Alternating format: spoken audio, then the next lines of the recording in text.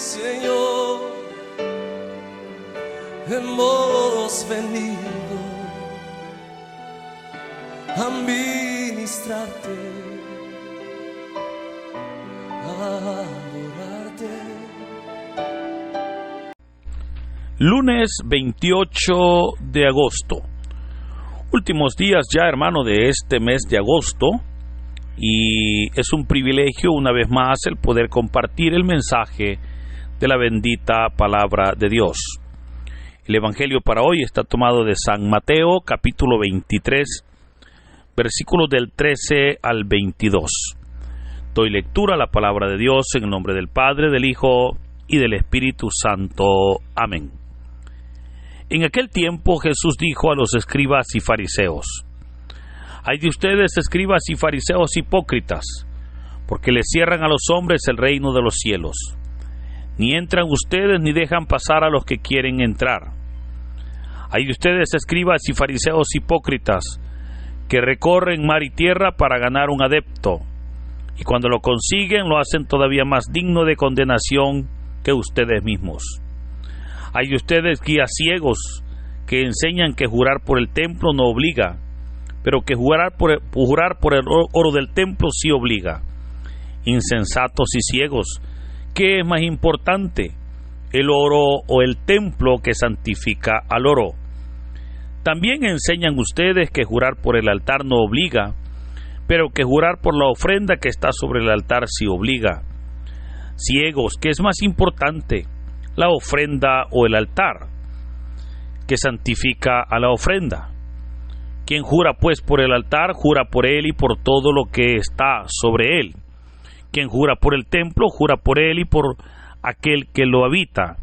Y quien jura por el cielo, jura por el trono de Dios y por aquel que está sentado en él».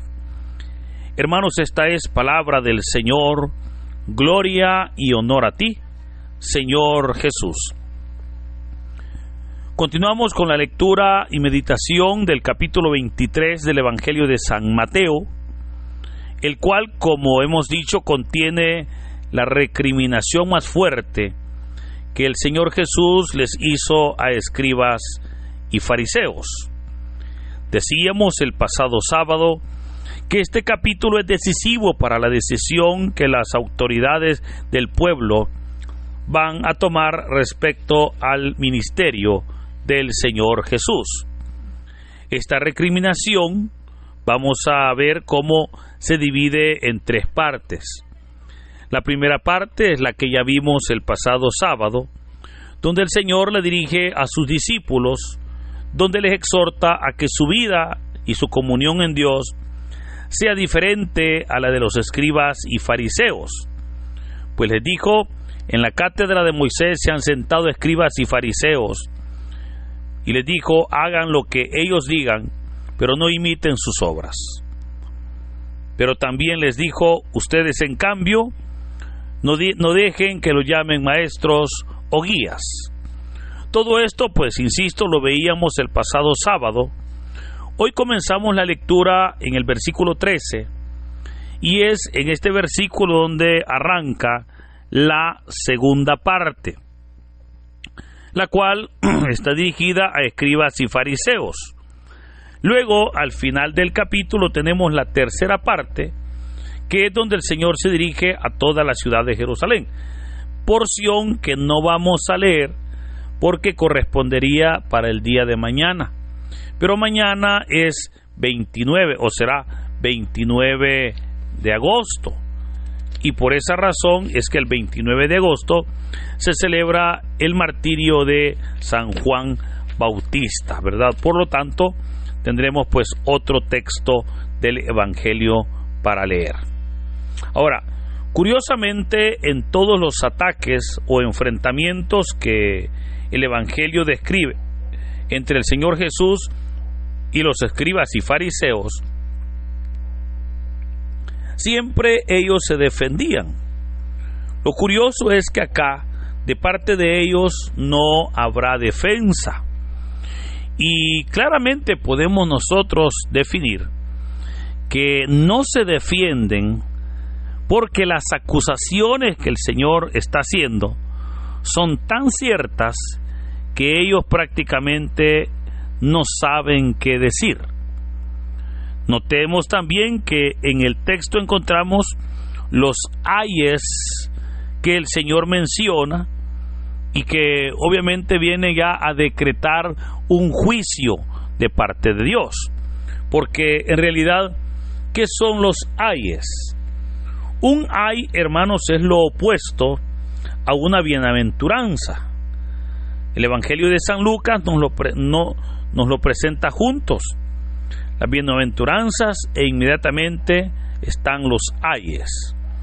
Por eso ahora hemos leído San Mateo y Mateo obviamente nos lo presenta separado. Pero vea, hoy tenemos entonces los 3 ayes que la porción correspondiente para este día nos presenta. El primero de ellos, dijo Jesús: hay de ustedes, escribas y fariseos hipócritas, porque le cierran a los hombres el reino de los cielos. Ni entran ustedes ni dejan pasar a los que quieren entrar. Notemos cómo el Señor les está recriminando primero su hipocresía, pero también su oposición para que otras personas pudiesen llegar al conocimiento de Dios. O sea, les dice: ni entran ustedes ni permiten que otros entren. Ahora, ¿por qué no entraban? Pues tenían un rechazo contra el Señor, ¿verdad? Rechazo hasta por el modelo de vida que Jesús les propone. Cuando les dijo a sus discípulos: ustedes en cambio no permitan que los llamen maestros o guías. Cuando decíamos el pasado sábado que ellos pues les encantaba que la gente los tuviera por dignos, ¿verdad? Ahora, es interesante porque el Señor les va a decir que ellos ni entran ni dejan que los demás entren. ¿Y cómo es eso de que ellos no dejaban que los demás entraran? En el Evangelio de San Juan, capítulo 9, se nos narra que escribas y fariseos habían dado orden que cualquiera que reconociera que Jesús es el Cristo fuera expulsado de la sinagoga. Otra forma, como ellos también se oponían, era que ridiculizaban la obra del Señor, ¿verdad? Decían, por ejemplo, que los milagros los hacía con el poder de Belcebú, y a los seguidores les llamaban ignorantes. Ahora, recordemos que cuando una persona rechaza a Dios, esa persona, hermanos, dice la palabra que es digna de condenación, ¿verdad? Porque obviamente rechazó la palabra de Dios.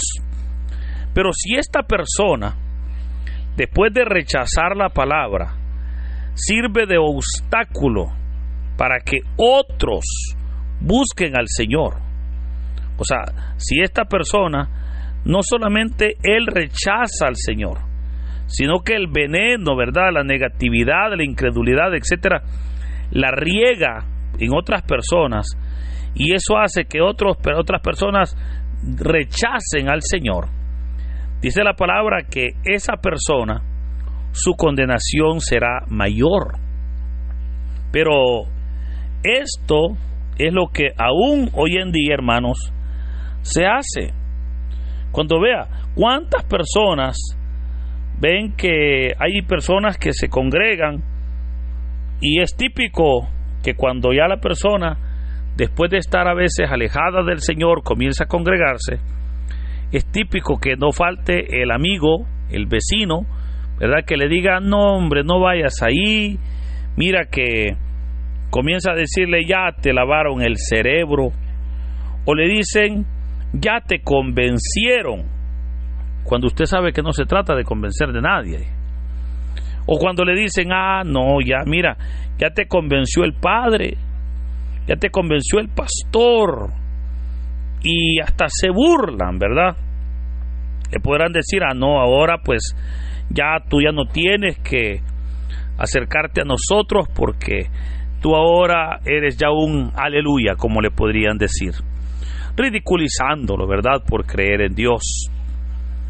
Y dicen no a la iglesia, y dicen no, mire, a la iglesia solo va la gente débil, ¿verdad?, la gente que necesita que le estén terapiando, dicen, para seguir, la gente sin nada que hacer, etcétera, etcétera. Por esa razón es que dijo el Señor: hay de aquellos que impiden que otros entren al reino de los cielos. Por eso, hermanos, creo que una reflexión valedera que nos deja este texto es que nosotros debemos de cuidarnos de no ser piedra de tropiezo para aquellas personas que necesiten entrar en el reino de los cielos, sino al contrario, ser nosotros esas personas que les ayuden, que les guíen, que les lleven a los pies de Cristo, porque recuerde que esa es nuestra tarea. Luego tenemos, hermanos, el segundo ay, ¿verdad?, que es también muy importante, porque dice la palabra: ay de ustedes, escribas y fariseos hipócritas, que recorren mar y tierra para ganar un adepto, y cuando lo consiguen lo hacen todavía más digno de condenación que ustedes mismos. Veamos cómo dice la palabra que les enseñaban doctrinas erróneas, pues ahora con conocimiento la gente pecaba, y obviamente eso ya era, como dice la palabra, más digno de condenación que ellos mismos. Porque vea, este también es un punto importante. Una cosa es, hermanos, que una persona le falle a Dios porque de repente no conoce, ¿verdad?, no sabe lo que es el pecado, y por esa razón es que puede cometer acciones en su inocencia creyendo que son buenas y son acciones malas. Pero otra cosa es que una persona con conocimiento, ya con pleno y con mucha antelación, sabiendo que aquello es pecado, obviamente lo esté haciendo. Dice la palabra que esa persona obviamente es un guía ciego, y que cuando convencen a alguien, esa persona lo hacen ahora más digno de condenación, porque no solamente lo están condenando, sino que le están dando las razones por las cuales lo van o el Señor lo va a condenar. Ahora, y luego viene entonces, aparece el tercer ay, cuando dice: hay de ustedes, guías ciegos, que enseñan que jurar por el templo no obliga, pero que jurar por el oro del templo sí obliga. Insensatos y ciegos, dice la palabra. Ahora, ellos decían: jurar por el templo no obliga, pero jurar por el oro del templo sí obliga. Pero es importante comprender que lo que le da valor al templo verdaderamente no era el oro, sino lo que moraba en ese templo, que es obviamente la presencia de Dios. Y ante esa presencia es que el templo se vuelve verdaderamente un lugar santo, un lugar especial. Pero eso mismo es lo que nosotros también podemos y debemos de reconocer, que somos nosotros ese templo del Señor. Y desde el momento que sabemos y entendemos esa posición o ese lugar, debemos entonces de cuidar nuestra vida y cuidarla para el Señor. Ante todo, hermanos, es importante comprender que la palabra de Dios nos manda a no jurar, ¿verdad? Pero dice la palabra que ante el altar, la ofrenda, ante todo lo que se podía poner en ese altar, obviamente todo tenía que ser para honra y gloria de Dios. Por eso, en el texto de hoy, se nos presenta esa recriminación del Señor Jesús contra estos grupos de poder de Jerusalén. Grupos que en Jesús se sentían amenazados. Grupos que veían al Señor como un peligro y obviamente pues querían matarlo, ¿verdad? Y el Señor que les va a echar en cara toda su maldad, toda su hipocresía, todo su pecado. Ahora, ante todo, hermanos, es importante comprender que ese fariseísmo es una acción que lastimosamente muchas personas cometen. Ese fariseísmo lamentablemente está enquistado, ¿verdad? Y somos nosotros los que debemos de irlo quitando para poder demostrar verdaderamente que ante los ojos de Dios no podemos nosotros escondernos. Al contrario, ¿verdad? Que debemos nosotros de trabajar de la mano con el Señor para que sea Él el que venga fortaleciendo nuestras vidas. Por eso, queridos hermanos, hoy, al iniciar esta última semana de este mes de agosto, creo que es vital el que nosotros podamos poner nuestras necesidades en las manos de Dios, hacer verdaderamente ese examen de conciencia para ver cómo estamos con Dios, para ver si yo estoy en lo personal cumpliendo la obra, pero también si estoy sirviendo para la obra que se me ha sido encomendada. Y de esa manera estaremos nosotros librándonos de todo peligro, pero también obrando para que el Señor siga manifestándose en otras personas. Por eso hagamos la obra, porque de eso se trata. Por eso, hermanos, en este hermoso día, que el Señor nos bendiga, en el nombre del Padre, del Hijo y del Espíritu Santo. Amén.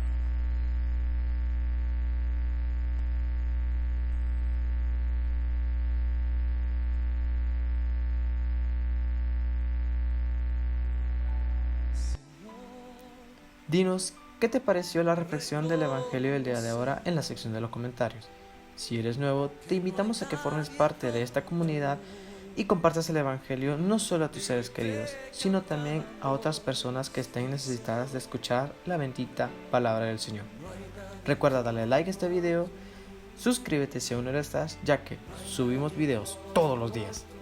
Así que muchas gracias y que Dios Todopoderoso nos acompañe hoy, mañana y siempre. Glorioso, tan bello y tan hermoso, oh, no hay nadie como tú, no hay nadie como tú, precioso.